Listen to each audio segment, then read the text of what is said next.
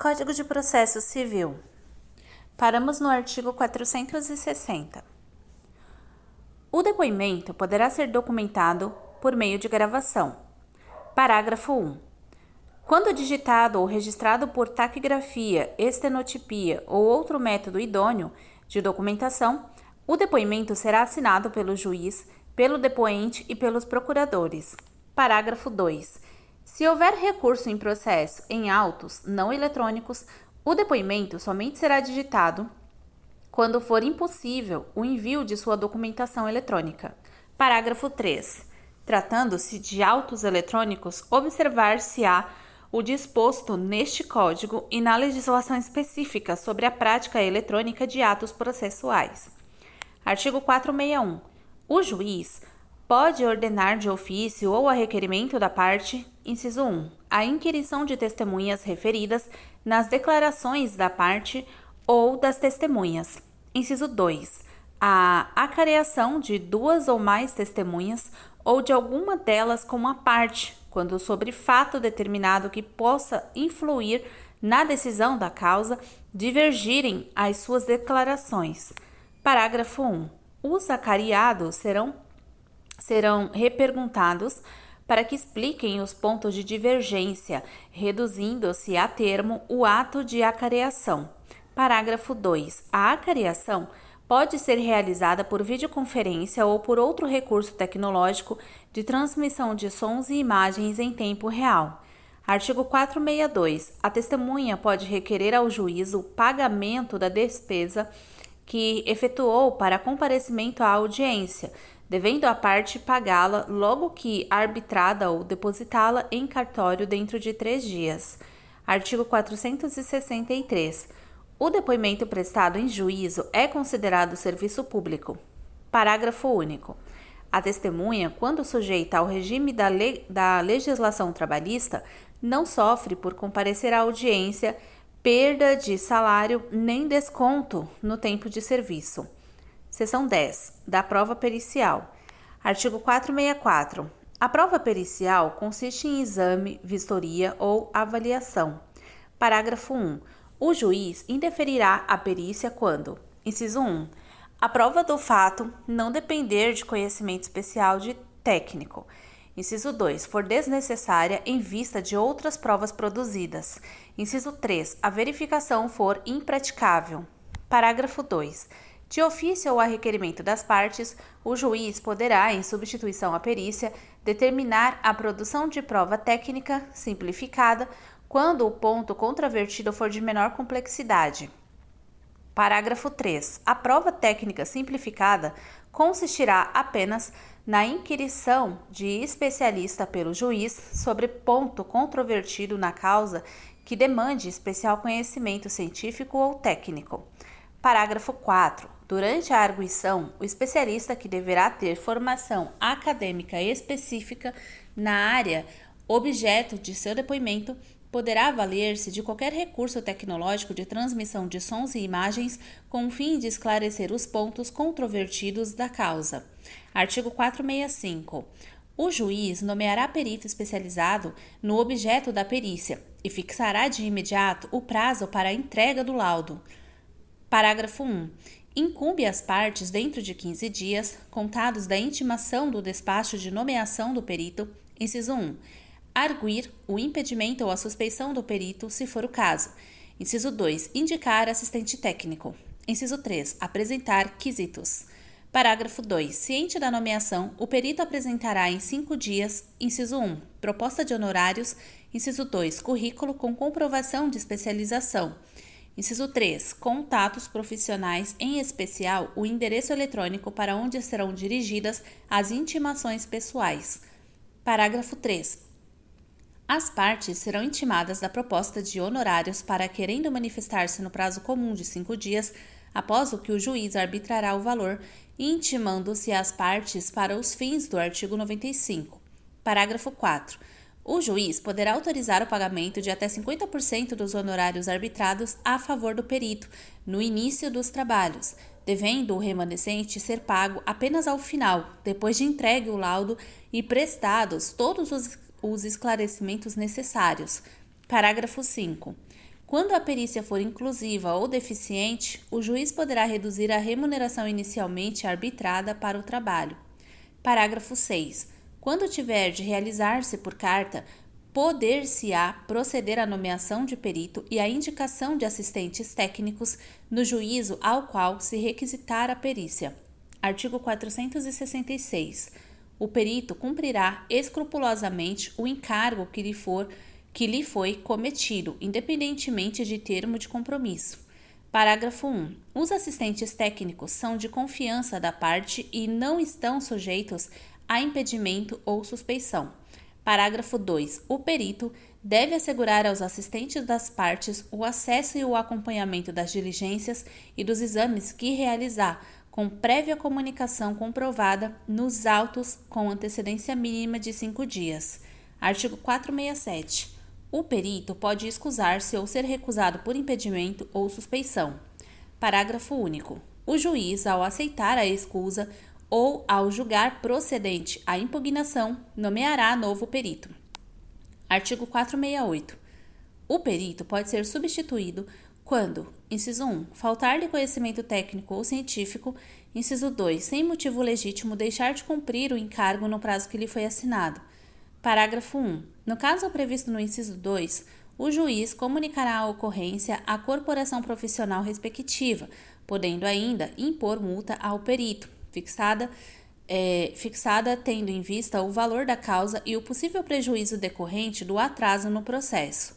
Parágrafo 2. O perito substituído restituirá no prazo de 15 dias os valores recebidos pelo trabalho não realizado, sob pena de ficar impedido de atuar como perito judicial pelo prazo de 5 anos. Parágrafo 3. Não ocorrendo a restituição voluntária de que trata o parágrafo 2, a parte que tiver realizado o adiantamento dos honorários poderá promover a execução contra o perito, na forma dos artigos 513 e seguintes deste Código, com fundamento na decisão que determinar a devolução do numerário. Artigo 469.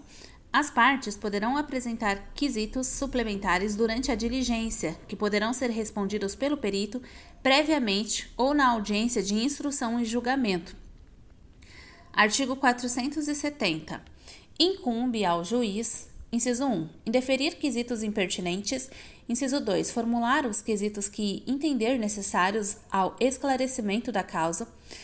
Artigo 471. As partes podem, de comum acordo, escolher o perito indicando-o mediante requerimento, desde que, inciso 1, sejam plenamente capazes. Inciso 2, a causa possa ser resolvida por autocomposição. Parágrafo 1. As partes, ao escolher o perito, já devem indicar os respectivos assistentes técnicos para acompanhar a realização da perícia que se realizará em data e local previamente anunciados. Parágrafo 2. O perito e os assistentes técnicos devem entregar, respectivamente, laudo e pareceres em prazo fixado pelo juiz. Parágrafo 3. A perícia consensual substitui para todos os efeitos a que seria realizada por perito nomeado pelo juiz. Artigo 472. O juiz poderá dispensar prova pericial quando as partes, na inicial e na contestação, apresentarem sobre as questões de fato pareceres técnicos ou documentos elucidativos que considerar suficientes. Artigo 473. O laudo pericial deverá conter, inciso 1, a exposição do objeto da perícia, inciso 2, a análise técnica ou científica realizada pelo perito, inciso 3, a indicação do método utilizado, esclarecendo-o e demonstrando ser predominantemente aceito pelos especialistas da área do conhecimento da qual se originou. Inciso 4, resposta conclusiva a todos os quesitos apresentados pelo juiz, pelas partes e pelo órgão do Ministério Público. Parágrafo 1. No laudo, o perito deve apresentar a sua fundamentação em linguagem simples e com coerência lógica, indicando como alcançou as suas conclusões. Parágrafo 2. É vedado ao perito ultrapassar os limites da sua designação, bem como emitir opiniões pessoais que excedam o exame técnico ou científico do objeto da perícia. Parágrafo 3. É vedado ao perito ultrapassar os limites de sua designação, bem como emitir opiniões pessoais que excedam o exame técnico ou científico do objeto da perícia. Parágrafo 3. Para o desempenho de sua função, o perito e os assistentes técnicos podem valer-se de todos os meios necessários, ouvindo testemunhas, obtendo informações, solicitando documentos que estejam em poder da parte de terceiros ou de repartições públicas, bem como instruir o laudo com planilhas, mapas, plantas, desenhos, fotografias ou outros elementos necessários ao esclarecimento do objeto da perícia. Artigo 474. As partes terão ciência da data e do local designados pelo juiz ou indicados pelo perito para ter início a produção da prova. Artigo 475. Tratando-se de perícia complexa que abranja mais de uma área de conhecimento especializado, o juiz poderá nomear mais de um perito e a parte indicar mais de um assistente técnico. Artigo 476. Se o perito, por motivo justificado, não puder apresentar o laudo dentro do prazo, o juiz poderá conceder-lhe, por uma vez, prorrogação pela metade do prazo originalmente fixado.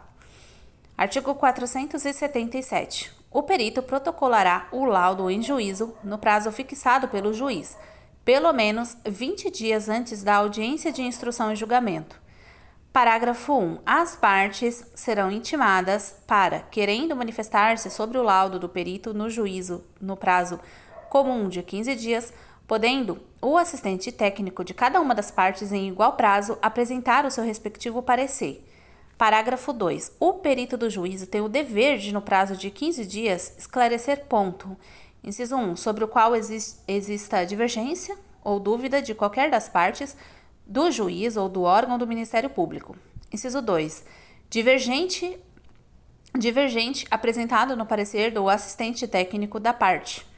Parágrafo 3. Se ainda houver necessidade de esclarecimentos, a parte requerirá ao juiz que mande intimar o perito ou o assistente técnico a comparecer à audiência de instrução e julgamento, formulando desde logo as perguntas sob forma de quesitos. Parágrafo 4. O perito ou o assistente técnico será intimado por meio eletrônico com pelo menos 10 dias de antecedência da audiência. Artigo 478. Quando o exame tiver por objeto a autenticidade ou a falsidade de documento ou for de natureza médico-legal, o perito será escolhido de preferência entre os técnicos dos estabelecimentos oficiais especializados a cujos diretores o juiz autorizará a remessa dos autos, bem como do material sujeito a exame. Parágrafo 1. Nas hipóteses de gratuidade de justiça, os órgãos e as repartições oficiais deverão cumprir a determinação judicial com preferência no prazo estabelecido. Parágrafo 2. A prorrogação do prazo referido no parágrafo 1 pode ser requerida motivadamente. Parágrafo 3. Quando o exame tiver por objeto a autenticidade da letra e da firma, o perito poderá requisitar, para efeito de comparação, documentos existentes em repartições públicas e, na falta destes, poderá requerer ao juiz que a pessoa a quem se atribuir a autoria do documento lance em folha de papel, por cópia ou sob ditado, dizeres diferentes para fins de comparação. Artigo 479. O juiz apreciará a prova pericial de acordo com o disposto no artigo 371, indicando na sentença os motivos que o levaram a considerar ou a deixar de considerar as conclusões do laudo, levando em conta o método utilizado pelo perito. Artigo 480. O juiz determinará de ofício ou a requerimento da parte a realização de nova perícia quando a matéria não estiver suficientemente esclarecida. Parágrafo 1. A segunda perícia tem por objeto os mesmos fatos sobre os quais recaiu a primeira e destina-se a corrigir eventual omissão ou inexatidão dos resultados a que esta conduziu. Parágrafo 2. A segunda perícia rege-se pelas disposições estabelecidas para a primeira. Parágrafo 3. A segunda perícia não substitui a primeira, cabendo ao juiz apreciar o valor de uma e de outra. Seção 11. Da inspeção judicial. Artigo 481. O juiz, de ofício ou a requerimento da parte, pode, em qualquer fase do processo, inspecionar pessoas ou coisas a fim de se esclarecer sobre fato que interesse a decisão da causa. Artigo 482. Ao realizar a inspeção, o juiz poderá ser assistido por um ou mais peritos. Artigo 483. O juiz irá ao local onde se encontre a pessoa ou a coisa quando: inciso 1. Julgar necessário para melhor verificação ou interpretação dos fatos que deva observar. Inciso 2. A coisa não puder ser apresentada em juízo sem consideráveis despesas ou graves dificuldades. Inciso 3. Determinar a reconstituição dos fatos.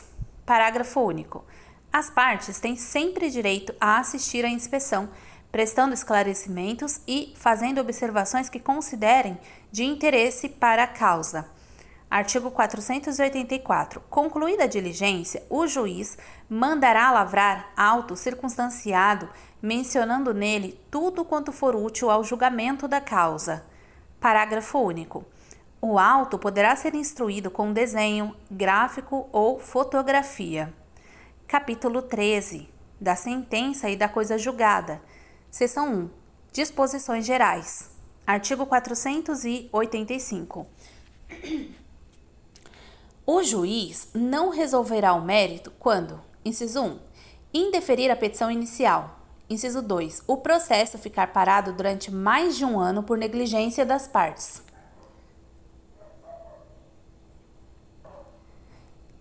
Inciso 3.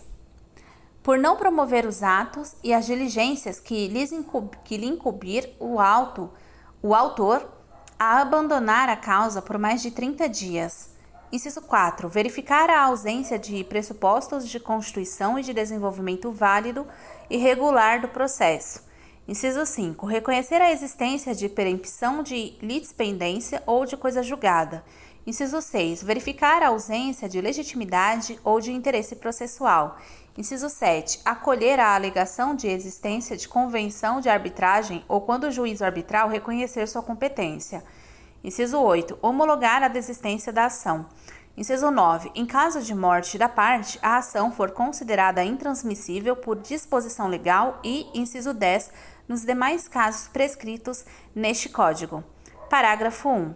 Nas hipóteses descritas nos incisos 2 e 3, a parte será intimada pessoalmente para suprir a falta no prazo de 5 dias. Parágrafo 2.